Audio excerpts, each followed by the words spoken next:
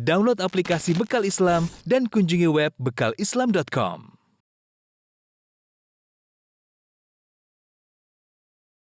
Bismillahirrahmanirrahim. Assalamualaikum warahmatullahi wabarakatuh.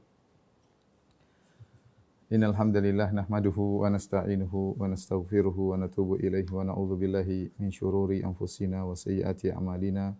May yahdihillahu fala mudilla lahu wa may yudlil fala hadiyalah. Asyhadu an la ilaha illallah wahdahu la syarikalah wa asyhadu anna Muhammadan abduhu wa rasuluhu la nabiyya ba'dah. Ya ayyuhalladzina amanu taqullaha haqqa tuqatih wa la tamutunna illa wa antum muslimun.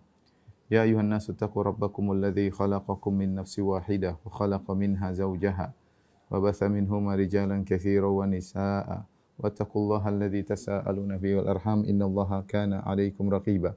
Ya ayyuhalladzina amanu taqullaha wa qulu qawlan sadida yuslih lakum a'malakum wa yaghfir lakum dhunubakum wa may yuti'illaha wa rasulahu faqad faza fawzan 'azima amma ba'd fa inna asdaqal hadithi kitabullah wa khairal huda huda Muhammadin sallallahu alaihi wasallam wa syarrul umuri muhdatsatuha wa kullu muhdatsatin bid'ah wa kullu bid'atin dhalalah wa kullu dhalalatin finnar. Ikhwani fillah wa akhwati fid din, para jamaah Masjid Ukhuwah yang dirahmati oleh Allah Subhanahu wa taala. Kita melanjutkan bahasan kita dari kitab Al-Kabair tentang dosa-dosa besar, ya. Tidak lain kita mempelajarinya agar kita bisa menghindar darinya. Sebagaimana perkataan seorang penyair, araftu syarra la li syarri walakin litawaqqihi. Wa man lam ya'rifi syarra minal khairi yaqa' fihi. Aku mengenal keburukan bukan untuk melakukannya, tapi aku mengenal keburukan untuk menjauhinya. Barang siapa yang hanya mengenal kebaikan dan tidak mengenal keburukan, bisa jadi dia terjerumus dalam keburukan. Makanya Allah Subhanahu wa taala berfirman, "Wa kadzalika nufassilul ayati wa litastabina sabilul mujrimin." Kata Allah Subhanahu wa taala, demikianlah kami perinci ayat-ayat wa litastabina sabilul mujrimin, agar jalan orang-orang yang mujrim itu jelas, ya. Karenanya seorang mukmin berusaha mengetahui jalan-jalan kebaikan untuk dia ikuti, dan dia juga berusaha mengetahui jalan-jalan keburukan untuk dia jauhi. Karenanya para ulama menulis buku-buku tentang Al-Kabair, tentang dosa-dosa, dosa-dosa besar, demikian juga dosa-dosa yang dianggap biasa, yang diremehkan, tidak lain agar kaum muslimin sebisa mungkin menjauhkan dirinya dari dosa-dosa. Kita masuk pada dosa besar yang berikutnya, dosa besar yang ke-14, ya. Syurbul khamr wa illam yaskur minhu, ya. Minum khamar, ya, meskipun tidak mabuk. Meskipun tidak mabuk. Allah Subhanahu wa taala berfirman, "Yas'alunaka 'anil khamri wal maisir qul fihima itsmun kabir." Mereka bertanya kepada engkau wahai Muhammad tentang khamar dan perjudian. Qul fihima itsmun kabir. Katakanlah pada keduanya ada dosa yang besar. Kemudian juga Allah berfirman dalam surat Al-Maidah, ya. Ya ayyuhalladzina amanu innamal khamru wal maisiru wal ansabu wal azlamu rijsum min amali syaitani fajtanibuhu la'allakum tuflihun. Wahai orang yang beriman, sungguhnya khamar dan perjudian dan patung-patung dan mengundi nasib, ya, adalah najis dari perbuatan syaitan, maka jauhilah. Ini dua ayat berbicara tentang khamar, menjelaskan tentang buruknya khamar. Khamar adalah minuman yang diharamkan secara total ketika di Madinah, ya. Awalnya ketika turun Islam pertama kali khamar belum diharamkan. Khamar belum diharamkan. Terlebih lagi orang-orang Arab dahulu mereka sangat bangga kalau bisa minum khamar. Khamar itu seakan-akan adalah minuman yang menunjukkan kesuksesan. Makanya kita dapati mereka menulis buku-buku atau syair-syair yang disebut dengan abyat khamriyah, yaitu syair-syair berkaitan dengan khamar, di mana mereka mensifati dalam syair tersebut tentang khamar, tentang warna khamar, tentang cawannya, tentang bagaimana mereka menginfakkan uang, mengeluarkan uang yang banyak untuk beli khamar, karena mereka bisa bangga kalau bisa minum khamar. Melihat hal tersebut, maka syariat ketika pertama kali menurunkan hukum-hukum tidak berbicara tentang khamar. Sebagaimana dikatakan oleh Aisyah, seandainya awal-awal syariat turun kemudian mengatakan la taznu, wala tasyrabul khamar, jangan kalian berzina, jangan kalian minum khamar, maka orang tidak akan meninggalkan hal tersebut. Tetapi ayat-ayat yang turun pertama kali ketika Nabi masih di Mekah adalah tentang akidah, tentang al-jannah wan nar. Maka ini bisa kita ambil faedah dari sisi berdakwah, bahwasanya dakwah itu butuh prioritas, skala prioritas, mana yang lebih utama dan mana yang perlu dijadikan landasan. Ya, sampai-sampai khamar tidak diharamkan kecuali ketika Nabi SAW sudah di Madinah. Ayat-ayat yang berbicara tentang khamar dalam Al-Quran ada empat. Yang berbicara tentang khamar. Ayat pertama dalam surat An-Nahl ayat 67, ya, yang menunjukkan khamar dahulunya halal. Allah Subhanahu wa taala berfirman, "Wa min thamaratin nakhili wal a'nabi tattakhiduna minhu sakaran wa rizqan hasana. Inna fi dzalika laayatan liqaumi yaqilun." Kata Allah Subhanahu wa taala, dan dari buah-buahan korma dan anggur kalian menjadikannya sebagai sakaran. Banyak ahli tafsir, jumhur ahli tafsir mengatakan itu kalian menjadikannya sebagai khamar untuk mabuk. Wa rizqan hasanan, dan juga dijadikan sebagai rezeki yang baik. Inna fi dzalika laayatan liqaumi yaqilun. Sungguh yang demikian itu ada tanda-tanda kebesaran Allah bagi orang yang berfikir. Di sini awal kali Allah menyebut tentang khamar, Allah tidak menyebut tentang keharaman sama sekali. Cuma Allah menyebutkan bahwasanya dari korma dan dari anggur itu bisa dimunculkan dua, bisa buat mabuk, bisa buat rizqan hasanan. Ya, sekedar Allah tidak mengatakan khamar adalah khabith, tidak, tapi Allah khamar adalah buruk, tidak, tapi Allah hanya menggandengkan khamar dengan rizqan hasanan. Jadi ada isyarat bahwasanya khamar itu tidak baik, ya, tapi belum dijelaskan sama sekali, ya. Ya, ini pertama kali atau ayat yang menyinggung tentang khamar tanpa ada pengharaman. Dan ayat ini turun di Mekah. Ayat ini turun di Mekah sebelum ada pengharaman khamar. Setelah itu turun lagi ayat berikutnya, yang bertanya tentang khamar, ya. Yaitu ya yas'alunaka 'anil khamri wal maisir qul fihima itsmun kabir wa manafi'u lin-nas. Mereka bertanya kepada engkau wahai Rasulullah tentang khamar dan perjudian. Katakanlah pada keduanya ada dosa yang besar, wa manafi'u lin-nas, dan ada manfaat bagi manusia. Wa itsmuhuma akbaru min naf'ihima, tetapi dosanya lebih besar daripada manfaatnya. Di sini Allah bikin lagi perbandingan, tetapi mulai Allah sebutkan bahwasanya sisi yang kuat adalah pengharaman khamar, ya, karena dosanya besar meskipun ada manfaatnya. Allah tidak mengingkari ada manfaat khamar, ada manfaat perjudian. Karena khamar mungkin orang bisa senang-senang, bisa bergembira, bisa menghilangkan stres, bisa melupakan kesedihan. Dengan judi mungkin bisa meraih uang dengan tiba-tiba, bisa sukses dengan tiba-tiba. Ya, ada manfaatnya. Tetapi Allah bilang wa itsmuhuma akbaru min naf'ihima. Dosanya lebih besar daripada manfaatnya. Ini pun belum belum tegas pengharamannya. Kemudian ayat berikutnya Allah melarang minum khamar ketika hendak salat, ya. Ya. Ya ayyuhalladzina amanu la taqrabus salata wa antum sukara hatta ta'lamu ma taqulun, ya. Wahai orang yang beriman, janganlah kalian mendekati salat sementara kalian dalam kondisi mabuk, sampai kalian sadar apa yang kalian ucapkan. Ketika itu khamar mulai dilarang, tapi larangannya berdasarkan waktu tertentu, yaitu menjelang salat. Jadi seorang boleh minum khamar kalau waktu dari salat masih jauh. Mungkin kalau pada isya dia minum khamar, subuh dia sudah sadar, tidak jadi masalah, ya. Atau dia minum khamar setelah subuh, kemudian nanti kalau zuhur dia sudah sadar, tidak jadi masalah. Jadi belum diharamkan secara total, tapi diharamkan pada waktu menjelang salat. Baru kemudian terakhir Allah turunkan ayat dalam surat Al-Maidah yang tegas-tegas mengharamkan khamar. Allah berfirman, ya ayyuhalladzina amanu innamal khamru wal maisiru wal ansabu wal azlamu rijsun min amali syaitani fajtanibu la'allakum tuflihun. Wahai orang yang beriman, sungguhnya khamar dan perjudian dan berhala-berhala serta alat yang menggunakan untuk mengundi nasib adalah najis dari perbuatan syaitan, maka tinggalkanlah, semoga kalian beruntung.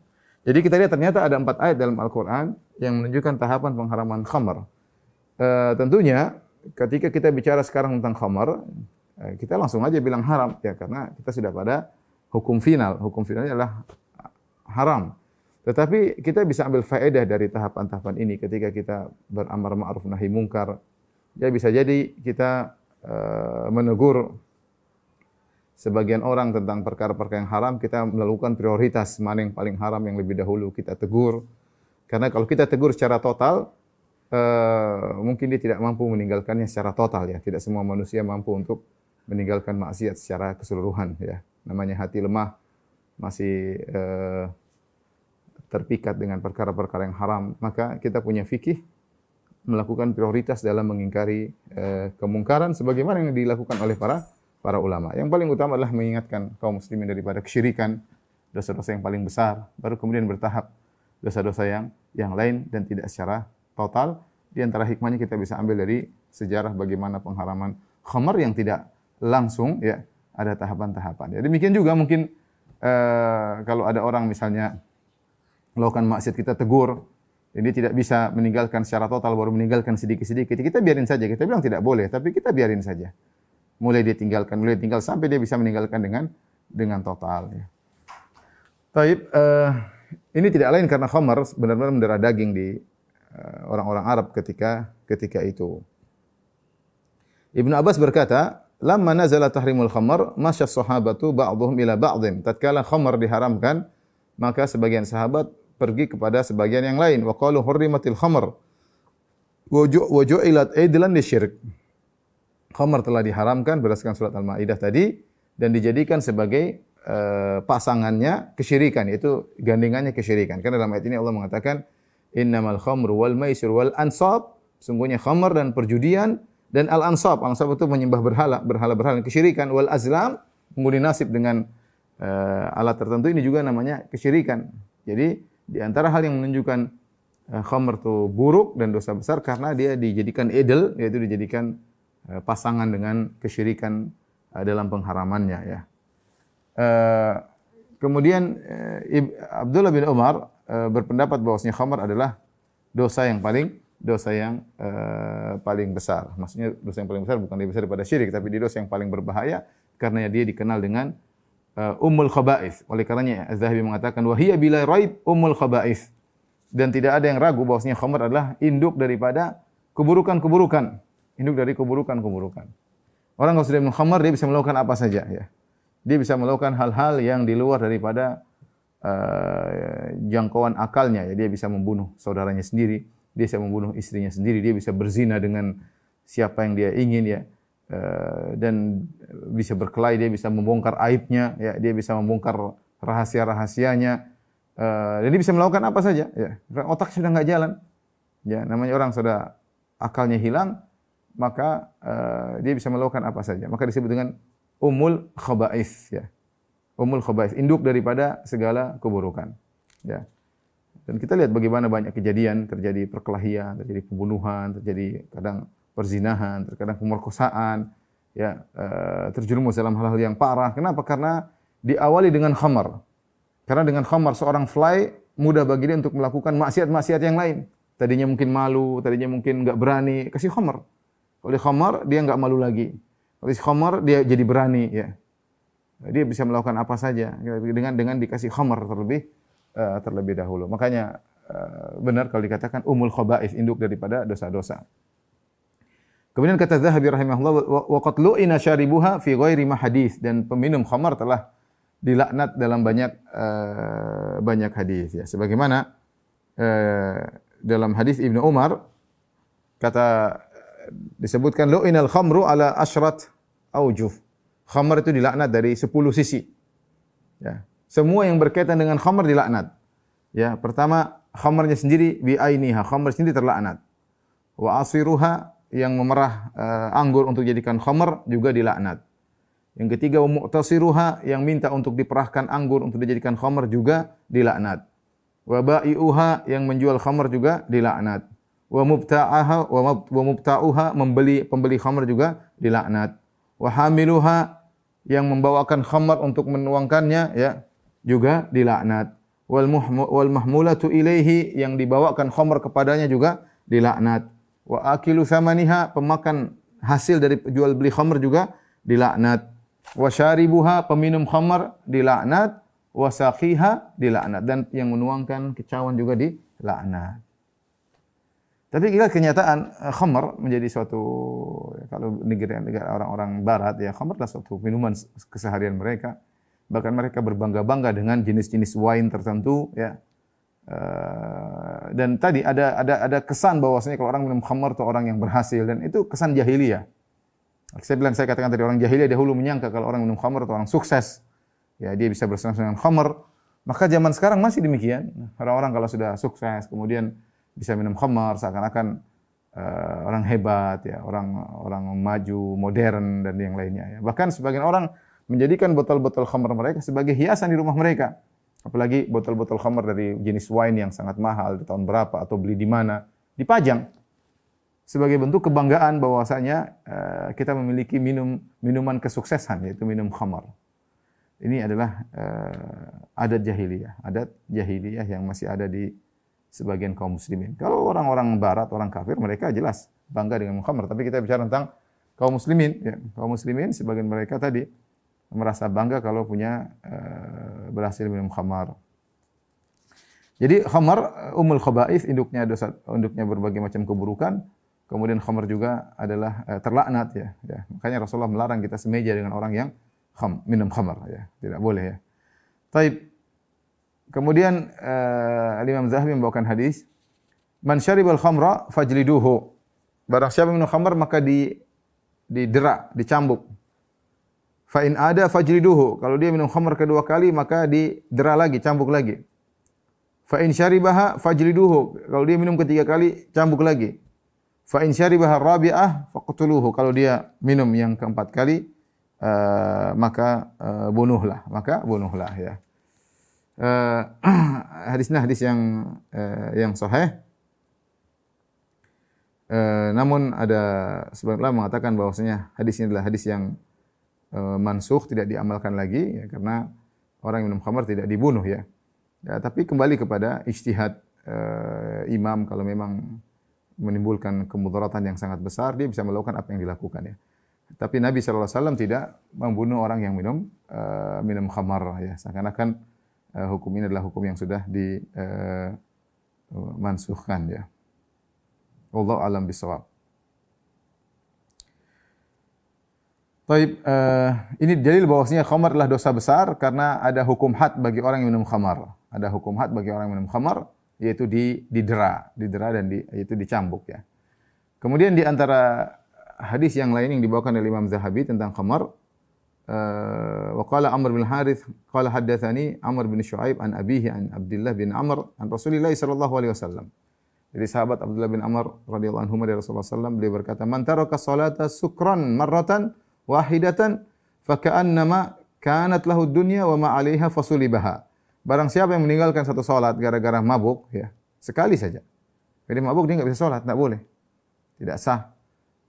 Kemudian dia meninggalkan salat karena mabuk sekali saja, maka seakan-akan dia tadinya punya dunia dengan seluruh isinya tiba-tiba diambil.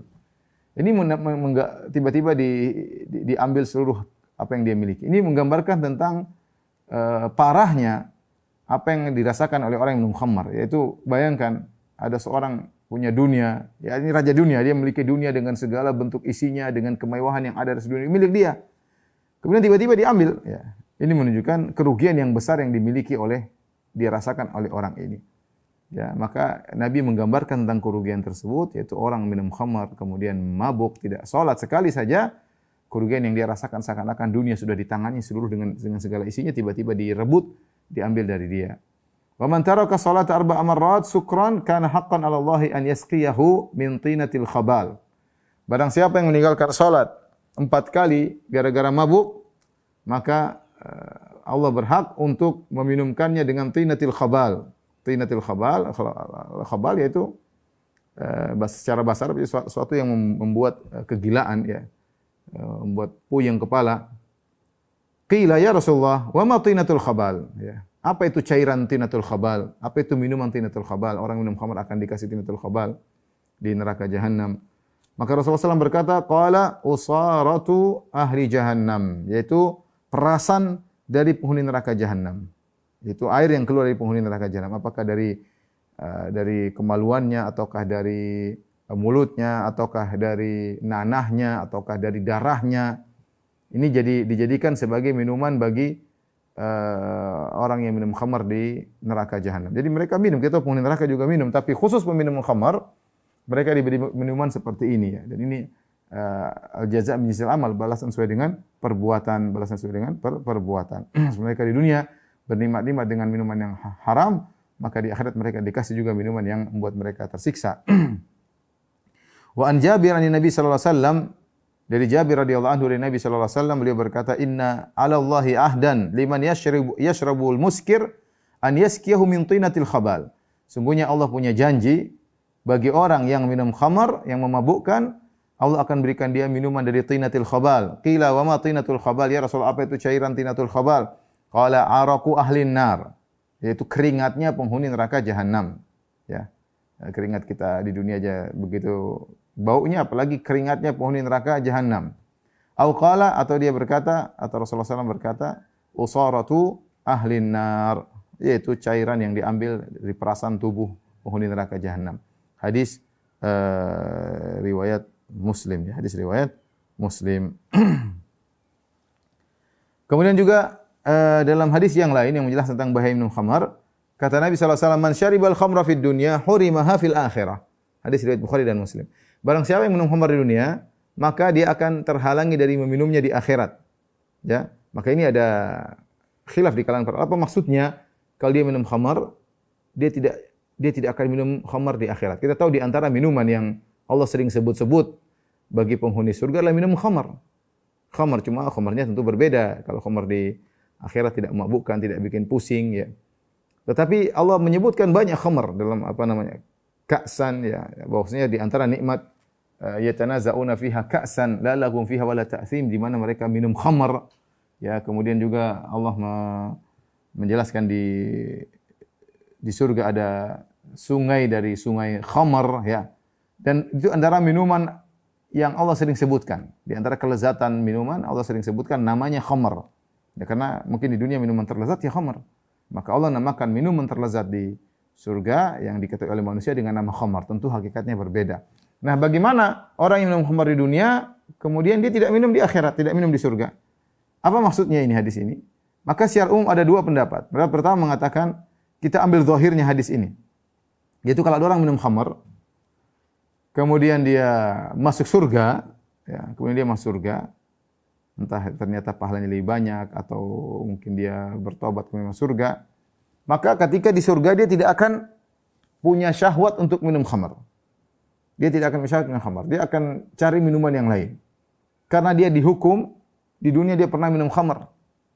Sehingga ketika di akhirat dia tidak minum khamar lagi. Kok bisa Ustaz? Yaitu dari Allah tidak memberikan syahwat kepada dia untuk ingin minum khamar sebagai hukuman kepada dia. Ini pendapat sebenarnya mengambil zahir hadis ini. Kalau dia masuk surga seperti itu. Pendapat yang lain mengatakan maksud hadis ini artinya ancaman, kalau kamu minum khamar dunia, kamu tidak akan minum khamar di akhirat. Maksudnya kamu tidak bakalan masuk surga. Saya ulangi. Pendapat yang kedua, maksudnya kalau kamu tidak minum khamar di dunia, kalau kamu minum khamar di dunia, kamu tidak akan minum khamar di akhirat. Maksudnya kamu tidak bakalan masuk surga. Tidak akan masuk surga kecuali bertobat. Dan saya lebih condong pada pendapat yang kedua. Maksudnya barang siapa minum khamar ini tidak akan minum di akhirat. Maksudnya ancaman dari Nabi SAW bahwasanya orang minum khamar tidak masuk surga. Ya, karena kita tahu orang di surga, dia apa yang dia inginkan akan dia dapatkan. Di antara minuman yang paling banyak adalah minum khamar yang Allah sering sebutkan dalam Al-Quran, yaitu khamar. Kemudian juga dari sisi kalau seakan-akan dia tidak bisa minum khamar, seakan-akan dia diberi hukuman di surga. Padahal kita tahu di surga tidak ada hukuman. Di surga tidak ada hukuman. Oleh karenanya saya lebih condong pada pendapat yang kedua. Maksudnya hadis seperti ini, man syaribal khamra fid dunya lam yashrabha fil akhirah. Barang siapa yang minum khamar dunia tidak akan minum di akhirat, maksudnya ancaman dia tidak masuk surga. Jadi ini mirip seperti hadis yang lain. Kata Rasulullah SAW, man labisal hairara fid dunya lam yalbashu fil akhirah. Barang siapa yang pakai, laki-laki mana yang pakai kain sutra di dunia, dijadikan baju, dia tidak akan pakai kain sutra di akhirat. Maksudnya bukan dia masuk surga, kemudian pakaiannya bukan dari sutra. Enggak, karena kita tahu pakaian penghuni surga adalah dari sutra. Pakaian penghuni surga dari sutra. Kalau gitu maksudnya apa? Maksudnya kalau dia pakai kain sutra di dunia sebagai baju, maka dia terancam tidak masuk surga. Karena kalau dia masuk surga dia harus pakai pakaian terbuat dari sutra. Ya. Waman syariba min aniyati dhahabi awil fiddah, barang siapa yang minum dari bejana terbuat dari emas atau perak, maka dia tidak akan meminumnya di akhirat. Kenapa? Karena Nabi SAW berkata tentang khamar, syarabu ahlil jannah, khamar adalah minuman penghuni surga. Tentang sutra, libasu ahlil jannah, pakaian ahli surga.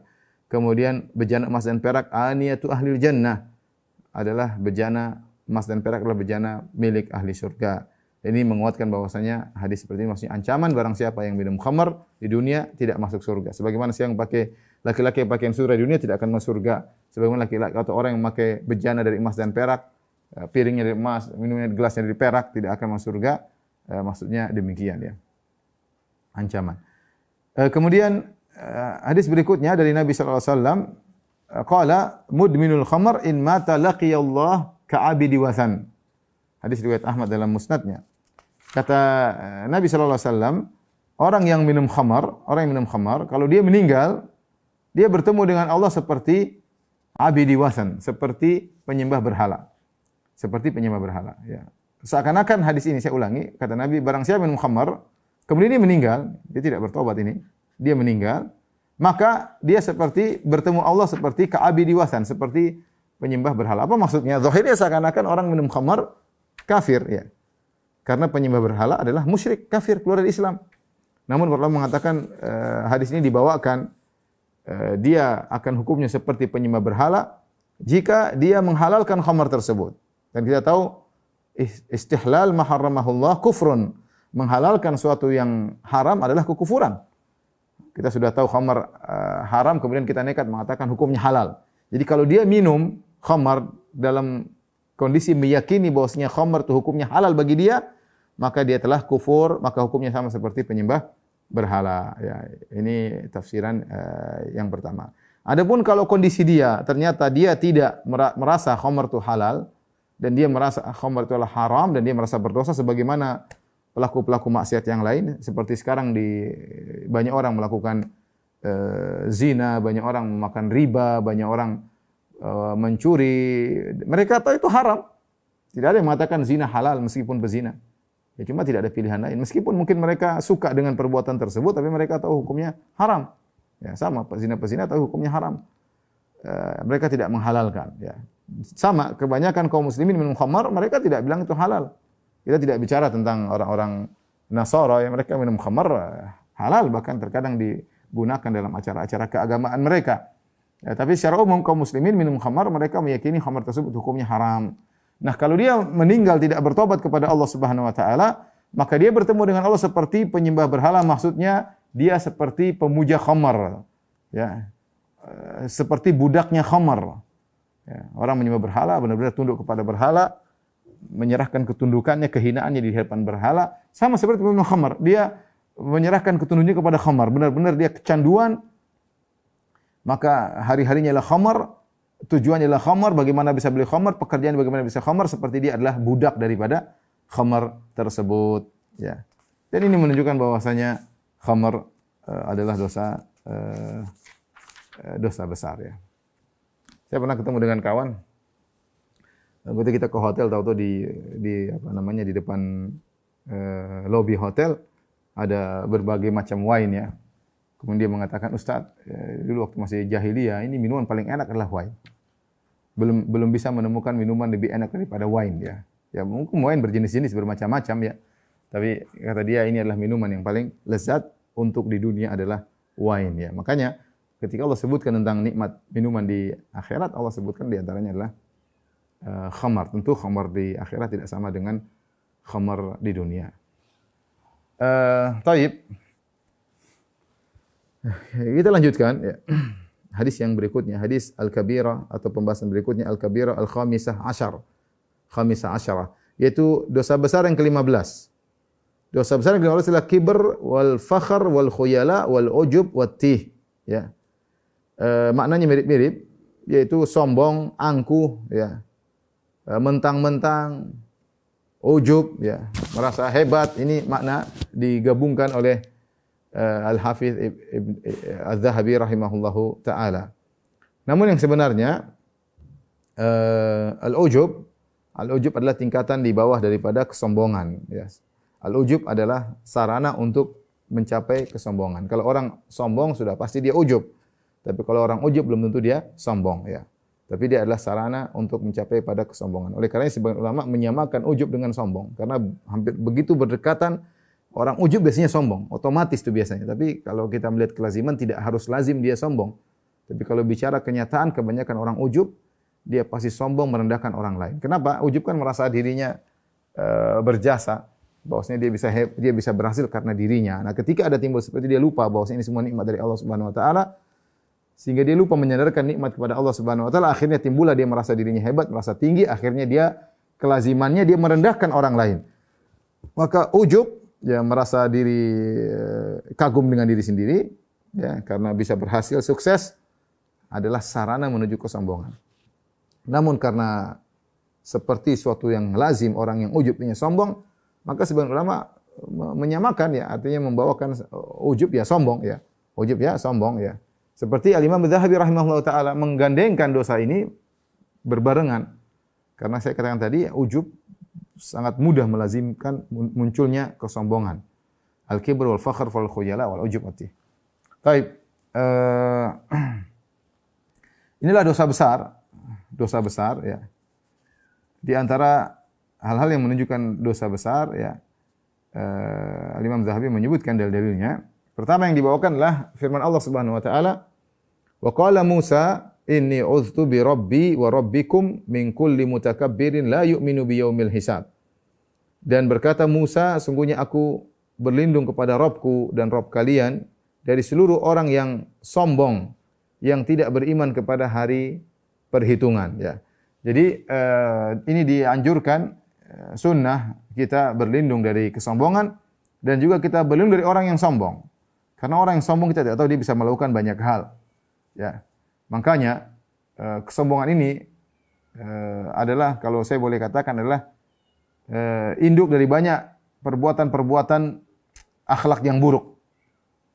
Kalau khamar mungkin melakukan zina dan yang lainnya, dengan minum khamar orang lupa, mungkin dia bisa bunuh orang, dia bisa berzina, dia bisa macam-macam. Tapi kalau sombong ini menimbulkan banyak hal. Orang kalau sombong ya mudah untuk menzalimi orang lain. Dia sombong, merasa tinggi dengan jabatannya, merasa tinggi dengan pangkatnya, merasa tinggi dengan hubungannya, punya koneksi-koneksi dengan pembesar-pembesar, merasa kuat backingannya. Tadi ada kesombongan. Oleh sombong dia berani menzalimi orang lain. Sombong dengan jumlahnya yang banyak, sudah dia zalimi orang. Mau ngomong ini, mau ngomong anu, mau menghentikan, mau anu. Ini asalnya sombong. Gara-gara sombong merendahkan orang lain, ya, merendahkan orang lain. Gara-gara sombong merasa tinggi, mudah marah-marah. Mudah marah-marah karena ini sombong ya. Sedikit marah menunjukkan dia hebat. Kenapa orang kalau sombong seperti itu? Mudah marah, mudah ngamuk, mentang-mentang merendahkan orang lain ya. Sehingga sombong ini menimbulkan banyak dosa-dosa juga. Terutama dosa-dosa hati yang kemudian terekspresikan dalam kehidupan sehari-hari. Ya, makanya orang sombong susah, tidak bisa tawadhu karena sombong adalah lawan daripada tawadhu. Kalau orang sombong jarang senyum ya, angkuh ya. Kalau bicara tidak perhatian sama orang, hadap kanan, hadap kiri, tidak mau dengar perkataan orang belum ngomong dipotong omongannya dan banyak hal yang itu muncul dari kesombongan. Kalau dia bilang orang selalu nyinyir, selalu merendahkan, ya begitu. Tidak menghargai pendapat orang lain, itu tidak lain karena ada kesombongan. Ada kesombongan, merasa tinggi, merasa hebat. Dan ini adalah dosa besar. Makanya kita berlindung daripada kesombongan dan juga berlindung daripada orang yang sombong. Karena orang sombong itu bisa melakukan hal di luar daripada dugaan kita. Sombong ya, seperti Fir'aun sombong. Ala fil ard, ya, merasa tinggi di atas muka bumi. Ya. Kemudian Allah Subhanahu wa taala berfirman, "Innahu la yuhibbul mustakbirin." Sesungguhnya Allah tidak suka dengan orang-orang yang sombong. Kemudian juga Allah berfirman, "Innal ladzina yujadiluna fi ayatillahi bighairi sultanin atahum." Sesungguhnya orang-orang yang mendebat ayat-ayat Allah tanpa dalil yang ada pada diri mereka. Kenapa mereka mendebat tidak punya dalil? In fi sudurihim illa kibr. Mereka mendebat, menolak ayat-ayat Allah tidak lain karena kesombongan dalam dada mereka. Ma hum bibalighi. yang mereka tidak akan bisa mencapai kesombongan tersebut. Ya, mereka merasa tinggi, mereka tidak bisa mencapai ketinggian tersebut. Fasta'idz billah, maka berlindunglah kepada Allah Subhanahu wa taala. Sombong adalah perbuatan yang buruk ya. Sudah pernah kita bahas tentang masalah ini ya. Bahwasanya kesombonganlah yang membuat iblis masuk dalam neraka jahanam. Dan kesombonganlah neraka adalah tempat bagi orang yang sombong. Fabi'sa mathwal mutakabbirin. Seburuk-buruk tempat kembali bagi orang-orang yang sombong ya. Iblis aba wastakbar, tidak mau sujud kepada Adam. Kenapa? Karena enggan dan sombong. Insyaallah nanti kita akan sebutkan. Kemudian hadis Nabi SAW bersabda, la yadkhulul jannata ahadun fi qalbi mithqalu dzarratin min kibr. Tidak masuk surga seorang pun yang dalam hatinya ada seberat zarrah min kibr. Zarrah, seberat zarrah sebagaimana sering saya sampaikan. Al-Qurtubi menyebutkan beberapa tafsiran az-zarrah, ada yang mengatakan zarrah adalah semut kecil ya. Semut ada yang besar, ada semut kecil namanya zarrah ya. Kecil banget ya. Namanya zarrah. Ya, artinya semut ini kalau kita letakkan di daun timbangan, tidak ada beratnya, saking ringannya. Kalau semut jalan di sini kita tidak merasa berat sama sekali. Artinya kalau kau punya kesombongan seringan itu pun, itu tidak masuk surga. Ini menunjukkan jenis dosa sombong ini berat di sisi Allah Subhanahu wa taala. Jenis dosa sombong ini berat. Sampai meskipun sedikit dianggap besar bagi Allah Subhanahu wa taala. Jadi sombong tidak dosa kecil, sombong sekecil apapun dosa besar. Saya ulangi. Sombong sekecil apapun dia dosa besar. Apalagi kalau sombongnya gede. Seberat dzarrah saja seperti beratnya semut kecil, dosa besar. Ada yang mengatakan dzarrah adalah kalau seorang memukulkan tangannya di tanah, kemudian dia bersihkan, kemudian banyak debu-debu di tangannya, kemudian ambil satu titik pasir atau itulah dzarrah secara bahasa Arab. Ada yang mengatakan dzarrah adalah partikel-partikel yang kita lihat kalau kita buka jendela, ada cahaya masuk, kita ada benda-benda kecil seperti debu. Kalau kita mungkin nggak bisa ambil. Kalau kita ambil itulah dzarrah secara bahasa Arab. Intinya dzarrah itu adalah ungkapan orang-orang Arab dahulu untuk menunjukkan sesuatu yang sangat kecil. Sesuatu yang sangat kecil ya. Ya, sesuatu yang sangat kecil ya. Tapi bukan maksudnya atom ya, tapi sekarang atom secara bahasa Arab namanya dzar. Ya, karena sesuatu yang sangat kecil. Intinya, jika seorang memiliki kesombongan sedikit apapun dalam hatinya, maka itu dosa besar. Jangan coba-coba untuk sombong. Jangan coba-coba untuk sombong ikhwan dan akhwat dengan apapun yang Anda miliki. Dimulai dari ujub kemudian menuju kepada sombong. Ada orang ujub dengan ilmunya, ada orang ujub dengan hartanya, ada orang ujub dengan nasabnya, ada orang ujub dengan rumahnya, ada orang ujub dengan organisasinya, ada orang ujub dengan universitasnya. Banyak hal yang bisa buat orang ujub. Ini semua sangat mudah membawa orang menjerumus dalam kesombongan. Makanya saya katakan ujub itu bahaya karena saling melazimi dia dengan kesombongan, berbahaya. Ya. Dan tidak boleh kita sombong dalam apapun, tidak boleh kita sombong. Ya. Tidak boleh kita sombong. Karena kata Nabi, barang siapa dalam hatinya ada kesombongan sekecil apapun, maka tidak masuk surga. Ini dalil sombong dosa besar. Kemudian juga Rasulullah SAW bersabda, "Bainama rajulun yatabakhtaru fi burdaihi." Ketika ada seorang berjalan dan dia sombong dengan dua belah kain yang dia pakai pakaian atas atau sarung yang indah, kemudian pakai rida ya, selendang yang indah. Sombong. Ini contoh orang sombong ujub gara-gara pakaian. Idz khasafallahu bil arda. Maka Allah pun benamkan dia dalam bumi. Fa huwa yatajaljalu fi ila yaumil qiyamah. Maka Allah azab dia digoyangkan di dalam bumi sampai hari kiamat kelak. Waliyadzubillah. Gara-gara kesombongan, sombong karena baju. Makanya kalau orang bisa sombong karena baju, apalagi karena yang lain. Jangan kita anggap sepele masalah sombong. Ya, sombong dengan harta sangat mungkin. Memiliki kekayaan yang banyak sombong. Apalagi sombong karena jabatan, waduh jangan tanya. Sudah punya pangkat yang tinggi, sudah memiliki kedudukan berbintang-bintang, ya. Wah itu orang mudah sekali sombong. Sudah bertitel, sudah mencapai titel inilah, doktor lah, profesor lah, sangat mudah orang terjerumus dalam sombongan. Ya, maka waspada. Kalau ada orang pernah dibenamkan oleh Allah dalam bumi gara-gara sombong karena bajunya, ya baju apa sih buat orang sombong zaman sekarang? Ya bisa bikin sombong tapi enggak seberapa. Beda dengan punya mobil yang mewah, beda kalau punya misalnya punya jabatan yang tinggi, beda kalau punya perusahaan yang besar, beda kalau punya organisasi besar, beda kalau punya koneksi dengan para pejabat, beda. Ini sangat mudah sombong. Mentang-mentang sombong dengan kekuatannya, sombong dengan ini bahaya ya. Bahaya. Dosa besar ya. Kemudian Nabi sallallahu alaihi wasallam menyebutkan dalam hadis yang lain, yuhsyarul jabbaruna wal mutakabbiruna yaumal qiyamati amsalidz dzar yata'uhumun nas. Bahwasanya orang-orang sombong, orang-orang yang merasa besar pada hari kiamat kelak akan dikumpulkan, dibangkitkan oleh Allah seperti dzar, yaitu seperti semut ukurannya ya. Yaitu mereka dalam kondisi sangat terhina, saking kecil. Jadi mereka dulu di dunia merasa besar, ketika dibangkitkan kecil. Makanya ini al-jazaa min jinsil amal, pasti dengan perbuatan. Sebagaimana kau di dunia merasa tinggi, maka kau akan dibangkitkan dalam kondisi sangat kecil. Sampai diinjak-injak oleh manusia. Terhina saking kecilnya, bayangkan dibangkitkan di padang mahsyar, manusia besar-besar, dia kecil. Ada hewan-hewan, ada singa, ada macam-macam ngeri, kemudian dia hampir diinjak-injak oleh manusia ya. Dalam riwayat yang lain yakshahumudz dzul min kulli makan. Kehinaan meliputi mereka dari segala sisi. Dari depan, dari belakang, dari atas, dari bawah, semua kehinaan mengepungnya. Makanya hati-hati, sebagian orang sombong luar biasa. Sombong kalau ngomongnya sombong, cara jalannya sombong, bicaranya sombong, mentang-mentang ya.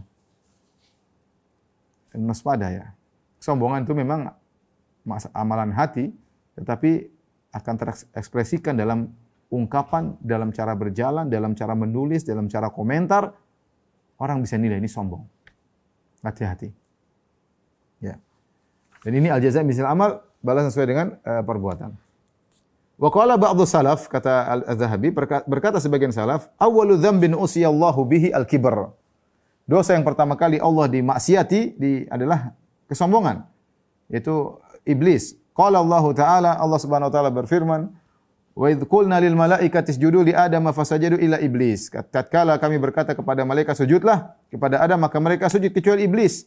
Aba wastakbar wa kana minal kafirin. Dia enggan untuk sujud dan dia sombong dan dia termasuk golongan kafirin. Maka faman istakbar 'alal haqqi kama fa'ala iblis lam yanfa'u imanuhu. Barang siapa yang sombong menolak kebenaran sebagaimana yang dilakukan oleh iblis, maka tidak bermanfaat imannya. Taib. Apa itu hakikat kesombongan? Nabi SAW menjelaskan, al-kibru safahul haqqi wa ghamsun nas. Al-kibr, sombongan adalah tidak menganggap kebenaran. Menganggap kebenaran adalah suatu kejahilan. Safah itu kejahilan. Menganggap kebenaran adalah kejahilan. Ya. Wa ghamsun nas, merendahkan manusia. Wa fi lafzi Muslim, wa fi lafzin li Muslim, dalam riwayat lain dalam lafaz sahih Muslim, al-kibru batrul haqqi wa ghamtun nas. Sombong adalah menolak kebenaran dan merendahkan manusia. Ini ukuran kesombongan. Sombongan secara ilmiah, dan ini banyak orang tujuh kesombongan. Dijelaskan, diingatkan, dia tahu itu kebenaran, tapi dia untuk membela diri, dia nolak. Dan ini biasanya menimpa orang-orang yang dalam perdebatan. Makanya hati-hati. Seorang dai bisa terjerumus dalam hal ini. Ketika dikritiki, dia tahu dia salah, tapi dia nolak, dia sombong. Dia sombong. Ya, kalau sudah datang dalil Al-Quran dan Sunnah, dan kamu tahu itu benar, sudah tunduk. Jangan cari alasan lagi. Sombong kamu. Ya. Menolak kebenaran. Sudah datang penjelasan, lari sana, putar kiri. Bulat lagi omongannya. Ya sudah, kalau salah aja. Jangan berusaha menolak dalil. Batarul haq, menganggap kebenaran sebagai kesalahan. Menolak kebenaran. Ini salah satu bentuk kesombongan. Yang kedua, salah satu bentuk aplikasi dari kesombongan adalah ghamtun nas, merendahkan manusia. Ini yang paling sering kita dengar, hati-hati. Apa sih fulan itu? Janganlah. Dia bisa apa sih? Lulusan mana sih? Pangkatnya apa sih? Jabatannya apa sih? Ngomongnya dengan sombong, dengan kita sombong. Bukan maksudnya bukan apa, tapi dengan kesombongan. Ya, siapa dia dibandingkan saya? Ya, kadang-kadang seperti itu. Karena kadang-kadang kita kelepasan, hati-hati. Ya. Sudah hafal apa sih dia misalnya? Apa tidak usah. Apa sudah dakwahnya apa saja? Apa sudah dakwahin? Berapa sih pengikutnya? Kita jangan merendahkan manusia. Apa itu? Jangan ya, akhi. Ya, Anda diberikan kelebihan oleh Allah bukan untuk merendahkan manusia. Anda diberikan kelebihan oleh Allah untuk Anda syukuri. Itu amanah dari Allah. Allah tidak berikan kepada dia. Allah berikan kepada ente, kepada Anda. Maka ketika Allah berikan Anda kenikmatan berupa kelebihan, bukan untuk menjatuhkan orang yang tidak Allah berikan, tapi agar Anda bersyukur. Bahwasanya apa yang Allah berikan ini besar, satu nikmat yang luar biasa. Ya. Maka hati-hati, ya. Merendahkan orang lain, ya. Merendahkan orang lain itulah kesombongan, ya. Dari omongan jelas sekali. Apa itu? Wah, mungkin dalam ceramah, mungkin dalam ini, dalam ungkapan, dalam tulisan. Orang bisa tahu ini merendahkan orang lain. Enggak usahlah. Ya. Allah berfirman, "Innallaha la yuhibbu kulla mukhtalin fakhur." Allah tidak suka dengan orang yang mukhtal, yang sombong dalam cara jalannya, fakhur yang sombong dalam ucapannya. Ya. Kenapa kesombongan ini dosa besar meskipun sedikit? Qala sallallahu alaihi wasallam, Rasulullah bersabda, yaqulullahu ta'ala. Rasulullah menyampaikan hadis qudsi. Allah berfirman, "Al-'azamatu izari." Keagungan adalah sarungku, wal kibriya'u ridai, dan kesombongan adalah selendangku. Faman naza'ani fihima, barang siapa yang coba-coba ingin menyaingiku pada keduanya, keagungan dan kesombongan, alqaituhu finnar, aku lemparkan ke neraka jahanam. Seakan-akan Allah ingin menjelaskan bahwasanya, ya, yang berhak sombong cuma Allah Subhanahu wa taala. Kalian tidak memiliki apa-apa. Kalian dulu dari apa? Dari sesuatu yang tidak ada. Kemudian tercipta dari mimma immahin, dari air yang hina. Ya, mimma indafiq, dari air yang terpancar, air yang hina, yang orang jijik melihat air tersebut, keluar dari saluran air kencing. Ya. Kemudian kita mau sombong. Makanya ketika ada seorang berkata kepada seorang alim, dia berkata, "Tidak tahukah kamu siapa? Saya ini siapa? Tahukah kamu saya ini siapa?" Maka orang alim tersebut mengatakan, "Saya tahu, kamu adalah orang tercipta dari air yang hina yang keluar dari saluran kencing 2 kali.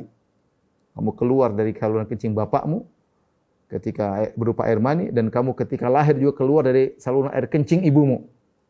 Ya. Dan sekarang kamu berjalan, kamu bawa kotoran dalam perutmu. Dalam perutmu pasti ada kotoran. Dan kalau kamu meninggal, kamu akan menjadi bangkai yang busuk. Itulah hakikatnya." Ya, kalau kita renungkan ini, apa yang mau kita sombongkan, ikhwan? Kita punya kenikmatan ini kalau cabut seketika mudah. Orang sombong dengan badannya yang kuat, tiba-tiba Allah kasih sakit, selesai. Orang sombong dengan kecantikannya luar biasa, atau kecelakaan, atau kena apakah rusak bahan kimia yang dia pakai di wajah rusak, jadi selesai, hilang. Orang cerdas atau kebentur kepalanya hilang, hafalannya hilang, akalnya, ya. Orang sombong dengan perusahaannya dikasih pandemi, selesai, ya. Selesai. Ya. Apa yang kita sombongkan? Tapi sebagian kawan-kawan bilang, "Ustaz, kita dulu pengusaha besar, saya pengusaha kecil sekarang di masa pandemi."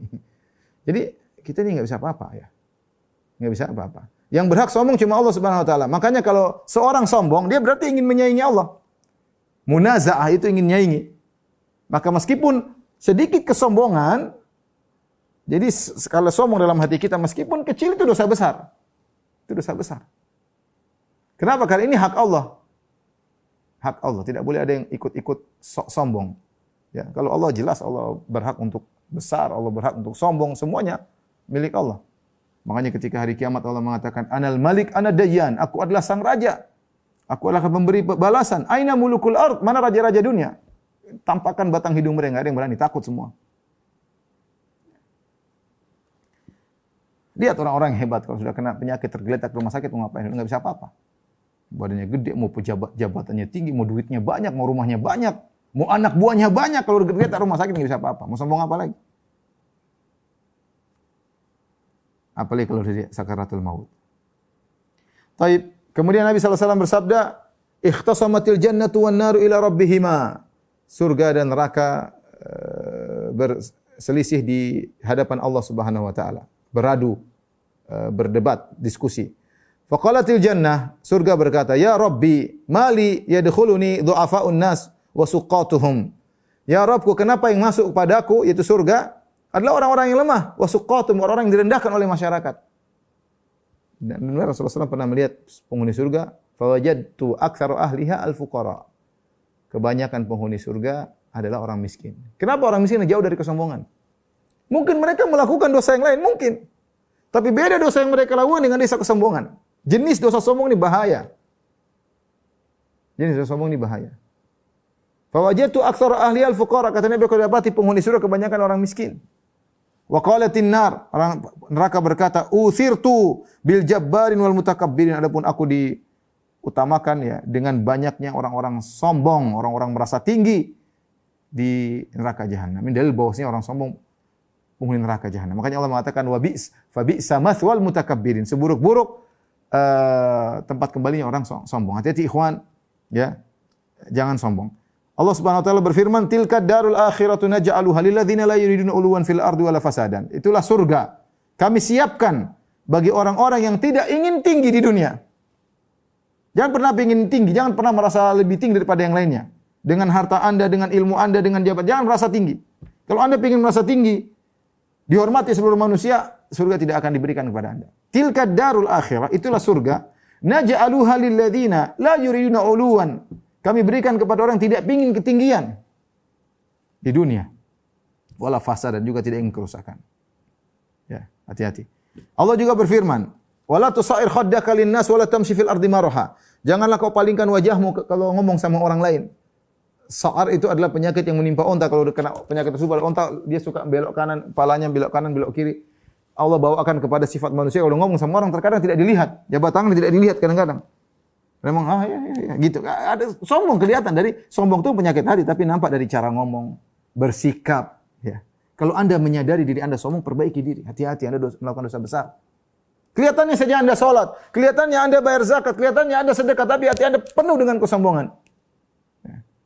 Merendahkan orang lain, kelihatan dari mana? Dari cara ngomong Anda. Cara jalan Anda sombong. Ya. Wala tusaih khaddaka linnas, jangan kau palingkan wajahmu dari manusia. Wala tamshi fil ardi maraha, dan jangan kau berjalan dengan sombongan. Ya Allah, sombong depan bergaya, ya Allah. Ya. Ya akhi, buat apa sih? Ya. Innallaha la yuhibbu kulla mukhtalin fakhur. Allah tidak suka dengan setiap orang yang jalan dengan sombong, orang sombong dengan perkataannya. Ya. Ya, jangan ya. Wa qala Salamah bin al-Aqwa, ya. Berkata Salamah bin al-Aqwa, akala rajulan inda Nabi sallallahu alaihi wasallam bishimali. Ada seorang laki-laki makan dengan tangan kiri. Faqala kul bi yamini. Kata Nabi, makanlah dengan tangan kananmu. Kata dia, la astati, aku tidak mampu. Ya, gimana enggak mampu? Tinggal ganti tangan aja mampu kok. Ini orang, mungkin orang munafik ya. Dia bilang saya tidak bisa makan dengan tangan kanan. Dia ngomong begitu sombong. Saya enggak bisa. Padahal bisa, jelas gimana, tinggal taruh tangan kiri, makan dengan tangan kanan, gampang. Tapi dia jawab di depan Nabi, la astati. Aku tidak bisa. Ma mana'u ilal kibar. Dia tidak bilang ngomong begitu, tidak lain karena dia sombong. Kata Nabi, la stata'ta, aku tidak bakalan mampu. Fama rafa'ila fi fihi ba'at, maka dia tidak mampu lagi ngangkat untuk makan dengan apa? Dengan tangan kanannya sebagai hukuman dari Nabi sallallahu alaihi wasallam karena kesombongannya. Nabi sallallahu alaihi wasallam bersabda, "Ala ukhbirukum bi ahlin nar?" Maka aku kabarkan kepada kalian tentang penghuni neraka jahanam. Siapa penghuni neraka jahanam? Kullu utullin jawazin mustakbir. Utul yaitu orang yang ngomongnya kasar, dan ini ciri-ciri juga orang sombong. Angkuh kalau ngomong, sok ya, ngomongnya kotor, itu berarti sombong. Ya akhi, kalau orang tawadhu tidak begitu. Dia bilang dia ngomong kasar tapi tidak sombong. Enggak, ngomong kasar mentang-mentang itu sombong. Merasa tinggi, kalau dia tidak merasa tinggi, tidak merasa ada backingan di belakang, dia tidak bakalan demikian. Ya. Jawaz itu al-jamu' wal manu', yaitu suka ngumpulin duit tapi menahan, tidak ingin bersedekah, tidak ingin memberikan kepada orang yang berhak. Mustakbir, dan orang sombong. Ini penghuni neraka jahanam. Ya. Kemudian kata Az-Zahabi, wa qala Umar bin Yunus al-Yamami nabba'ana abi an Ikrimah bin Khalid annahu laqiya Ibn Umar faqala Ibn Umar berkata, sami'tu Rasulullah sallallahu yaqul, aku mendengar Rasulullah sallallahu bersabda, ma min rajulin yakhtalu fi misyatihi wa yata'adhamu fi nafsihi illa laqiya Allah wa huwa alaihi ghadban. Tidaklah seorang berjalan dengan sombong, wa yata'adhamu fi nafsihi, merasa dirinya tinggi, ya, illa laqiya Allah wa huwa alaihi ghadban, maka tidak lain kecuali bertemu Allah dalam kondisi Allah murka kepadanya. Hadza ala syarti Muslim. Ini hadis sahih menurut kriteria sahih Muslim. Ya, hati-hati seorang jangan sombong ya. Ya.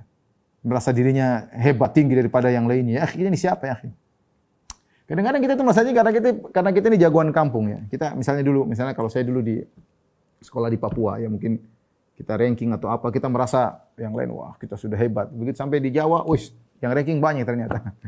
Begitu belajar agama kayaknya kita sudah hafal inilah, sudah pintar ini. Begitu sampai di Madinah orang semua pintar.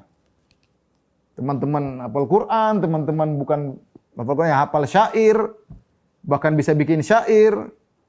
Dan kita ini siapa dibandingkan mereka? Tahu diri kita. Tahu diri. Begitu kita sudah mulai nulis tentang, lihat bagaimana banyak tulisan-tulisan ilmiah. Kita ini siapa cuma satu orang dibandingkan sejuta orang yang seperti kita atau lebih daripada itu. Terus kita merasa tinggi. Merasa kita hebat, merasa kita ini. Ya, merasa kita diperlukan oleh Allah untuk dakwah. Ya, kalau ente tidak ada juga masih banyak yang lain. Ya. Anda bersyukur kepada Allah. Dimasukkan oleh Allah dalam rel dakwah. Bukan Anda merasa hebat, merasa mentang-mentang kalau tidak ada saya maka tidak bisa, kalau tidak ada saya. Ya akhi, ente siapa? Masih banyak orang lebih hebat daripada Anda. Masih banyak. Masih banyak banget. Cuma Anda diberi kesempatan, syukuri, bukan untuk disombongkan. Bukan untuk mentang-mentang. Wa sahhan min hadits Abu Hurairah, dan telah sahih dari hadis Abu Hurairah, awwalu salasatin yadkhulun nar amirun mutasallit. 3 orang pertama kali masuk neraka adalah seorang pemimpin yang dia melakukan kezaliman kepada rakyatnya. Wa ghaniyun la yuaddi zakat, orang kaya tidak bayar zakat. Wa faqirun fakhur, orang kaya tapi sombong. Orang kaya tapi sombong. Kemudian Al-Imam Zahabi menutup pembahasan tentang sombong dengan perkataan indah. Perhatikan. Ini peringatan kepada kita semua para penuntut ilmu. Kita semua penuntut ilmu. Kita tidak ada yang ulama. Ilmu kita semua pas-pasan ya. Ya, jangan sok-sok jadi orang alim ya. Maksud saya tahu kadar ilmu orang-orang ya, saya tahu. Saya tahu kadar ilmu saya seberapa, sedikit. Ya, demikian juga yang lainnya. Ya. Jadi tidak ada yang sok alim di sini ya. Semuanya ilmunya pas-pasan. Ya. Taib. Apa kata Az-Zahabi? Qultu wa asyarrul kibr, dan kesombongan yang paling parah man takabbara 'alal ibadi bi ilmihi, orang yang sombong kepada hamba-hamba Allah karena ilmunya ya. Sombong itu banyak ya ikhwan ya. Sombong karena harta, sombong karena jabatan, sombong karena suku, sombong karena organisasi, sombong karena pengikut yang banyak, sombong karena dekat dengan pejabat, banyak sombong ya. Sombong karena punya senjata yang canggih, sombong karena macam-macam. Di antara yang paling berbahaya kata Ibnu Hajar, kata Az-Zahabi rahimahullah, sombong karena ilmunya. Makanya beliau mengatakan wa asyarrul kibr. Kesombongan yang paling parah man takabbara 'alal ibadi bi ilmi, sombong karena ilmunya. Kenapa dia menganggap ini kesombongan yang paling parah? Karena seharusnya ilmu itu buat orang tawadhu. Kenapa ilmu yang seharusnya menyebabkan seorang tawadhu menjadikan dia sombong? Orang harusnya kalau semakin hafal Quran semakin tawadhu. Semakin tahu dia ini hina dina di hadapan Allah Subhanahu wa taala. Semakin orang belajar buku fikih, belajar akidah, dia semakin tahu saya ini siapa. Masih banyak dosa yang saya lakukan, saya akan diminta pertanggungjawaban oleh Allah. Sehingga dia merasa dirinya rendah dan hina, tidak sombong sama sekali. Tapi ternyata ilmu yang dia miliki buat dia semakin sombong. Ini berlawanan dengan tujuan ilmu. Maka dianggap oleh Az-Zahabi sebagai sombong yang paling parah. Lebih parah daripada orang sombong dengan jabatannya. Lebih parah daripada orang yang sombong dengan hartanya. Lebih parah daripada orang sombong dengan sukunya. Kita mungkin lihat orang, mungkin ada pejabat sombong ya. Biasa orang pejabat sombong. Dia jenderal sombong ya, memang kadang-kadang sebagian mereka dididik untuk seperti itu supaya memang hebat di hadapan anak buahnya. Ada bos sombong ya wajar, dia memang suka marah-marah sama anak buahnya. Tapi orang berilmu sombong, tanda tanya. Harusnya ilmu buat Anda tidak sombong ya akhi, bukan sebaliknya. Sombong. Taib. Ta'adzama fi nafsihi bi fadilatihi. Dia merasa tinggi dirinya gara-gara dia merasa mulia karena punya ilmu. Fa inna hadza lam yanfa'hu ilmuhu. Orang seperti ilmu tidak bermanfaat bagi dia. Fa inna man talabal ilma lil akhirah kasarahu ilmuhu. Sungguhnya barang siapa menuntut ilmu karena Allah, karena mencari surga, dia akan dipatahkan oleh ilmunya, dia akan luluh oleh ilmunya. Artinya dia akan merasa rendah. Wa khasha'a qalbuhu, hatinya akan khusyuk dengan ilmu tersebut. Wastakanat nafsu, jiwanya akan rendah, akan tenang, bukan semakin bergelora, merasa tinggi, merasa hebat, berkobar-kobar jiwanya. Wa kana ala nafsihi bil mirsad. Kalau dia punya ilmu, dia selalu mengawasi dirinya, dia tahu dia sombong, dia lagi ini, dia ngerti. Dia selalu mengawasi dirinya. Kenapa? Ilmunya bermanfaat baginya. Falam yaftur anha, dia tidak pernah letih untuk mengawasi dirinya kalau orang punya ilmu. Bal yuhasibuha kulla waqtin wa yuthaqifuha, bahkan dia setiap saat berusaha menghisap jiwanya, menilai-nilai jiwanya, ya. Setiap saat, saya ini bagaimana? Adakah saya riya? Adakah saya ujub? Adakah saya hasad? Adakah saya sudah menunaikan hak orang tua saya? Adakah sudah menunaikan hak istri saya, hak anak-anak saya? Adakah saya sudah mengeluarkan zakat ilmu yang saya miliki? Adakah saya ikhlas? Adakah saya mencari dunia? Dia selalu ngecek dirinya. Itu orang kalau ilmu yang benar. Fa in ghafala anha jamhat anit tariqal mustaqim wa ahlakathu. Kalau dia ternyata berpaling dari ini semua, maka dia akan tergeser dari jalan yang lurus dan akan membinasakannya. Ya. Wa man talabal ilma lil fakhr war riyasah. Ya. Barang siapa yang cari ilmu untuk kesombongan, untuk riasa, untuk kedudukan, ya. Wa nadhara ilal muslimin syazaran, kemudian memandang kaum muslimin dengan rendah, dia merasa tinggi, ya. Wa tahamaqa alaihim, kemudian membodoh-bodohin mereka, wasdara bihim, merendahkan mereka, fahada min akbaril kibr, ini adalah kesombongan yang paling besar. Wala yadkhulul jannata man fi qalbihi mithqalu dzarratin min kibr. Sedangkan orang yang punya sombong sedikit saja tidak masuk surga, apalagi akbarul kibr, kibr yang paling besar. Fala haula wala quwata illa billah. Maka saya ingatkan ikhwan, saya sering sampaikan hal ini, sebagaimana jabatan bisa bikin sombong, harta bisa, ilmu malah lebih cepat bikin sombong kalau niatnya tidak beres ketika kita menuntut ilmu. Ingatlah kita ini siapa, ya. Makanya Allah mengatakan, wala tusa'ir khaddaka linnasi wala tamshi fil ardi maraha innaka lan takhriqal arda wa lan tablughal jibala tula. Kata Allah, janganlah kau memalingkan wajahmu kalau ngomong sama orang. Kemudian wala tamshi fil ardi marra, jangan kau berjalan dengan kesombongan. Innaka lan takhriqal ardh, kau tidak bisa menembus bumi. Ini siapa mau kuat tembus ngebor bumi sampai tembus ke belahan bumi yang lain? Enggak bisa kita. Walan tablughal jibala tula, dan kau tidak bisa tinggi setinggi gunung. Kalau kau badanmu setinggi gunung, bolehlah kau sombong mungkin. Oh, semua kecil-kecil, saya gede. Kalau kau kuat masuk dalam bumi, keluar lagi, ya mungkin boleh kau sombong. Kau enggak tembus bumi, enggak bisa, taruh kepalanya rusak semua masuk. Mau tinggi seperti gunung, ya. Kita ini kalau ada orang naik pesawat, kita nggak kelihatan, apalagi di angkasa luar, ya. Kalau tembok besar Cina di angkasa mungkin kelihatan kaki besarnya. Nah, ente, kita ini siapa yang lihat? Kalau di atas ukuran kita cuma 1,7, ada yang 1,5, ada 1,6 kali setengah meter kali 70 cm. Terus merasa hebat. Ya, ente kalau sudah kita di atas ini nggak kelihatan. Sekarang ente mati cuma butuh tanah gitu, cuma 2 meter kali 1 meter selesai. Sudah. Yang seperti ente masih banyak, miliaran orang seperti ente. Terus ente mau sombong? Dia mau sombong. Mau sombong sampai kapan? Bentar lagi jabatan selesai. Bentar lagi udah lupa dengan ilmu yang Anda miliki. Bentar lagi banyak orang lebih berilmu daripada kita. Ya. Apa yang mau disombongkan? Tapi demikian saja apa yang bisa kita sampaikan. Kurang lebih saya mohon maaf. Semoga Allah mengampuni dosa-dosa kita. Dan semoga Allah menjauhkan kita dari penyakit-penyakit sombong dan juga dosa-dosa yang lainnya. Subhanakallah bihamdik, asyhadu an la ilaha illa anta, astaghfiruka wa atubu ilaik. Assalamualaikum warahmatullahi wabarakatuh.